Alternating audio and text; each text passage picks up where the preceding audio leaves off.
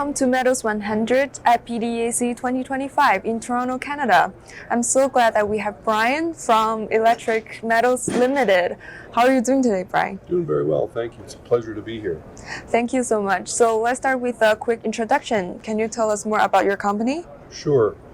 We have the highest grade manganese deposit in North America in Emily, Minnesota.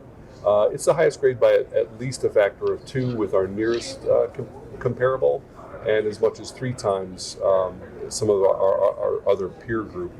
Our strategy is to use that manganese to produce high value, high purity manganese products, initially focused on the electric vehicle, energy storage, and in industrial and electronics sector. Great overview. So what are the significance of the Emily Manganese Project? Well, like I said, the main significance is that it's the highest grade manganese deposit in North America. There is no manganese production at all in the United States, and all manganese gets imported into the United States. So what are the key objectives of the PEA for the project? The primary objective is to really understand the preliminary economics of the project, so that we can then use that information to advance as quickly as possible through a feasibility study.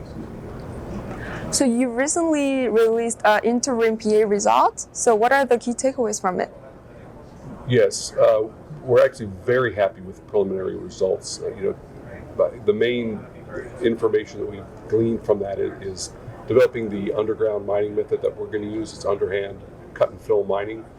That allows us to be very selective in how we mine the ore, which means that we should have very high recoveries and very minimal dilution. In fact, the preliminary results are showing that we've got about 88% recoverable from our current resources, and about 89% recovery of the manganese. So that's really, really good preliminary indications. When you combine that very high recoveries from the ore with our very high recoveries into the leach, for example, 95% plus 98% recovery into the leach, that's some very good information. Great. So with the growing demand for manganese in EV battery, how do your company gonna position itself in this market? Our primary initial focus is on producing high purity manganese sulfate monohydrate for the electric vehicle battery sector. That is, it goes into the lithium-ion batteries, it goes into the cathode, and as I mentioned before, there's no manganese production in the United States, and when it comes to high purity manganese sulfate monohydrate, 100% of that gets imported. About 96% is controlled by the Chinese market.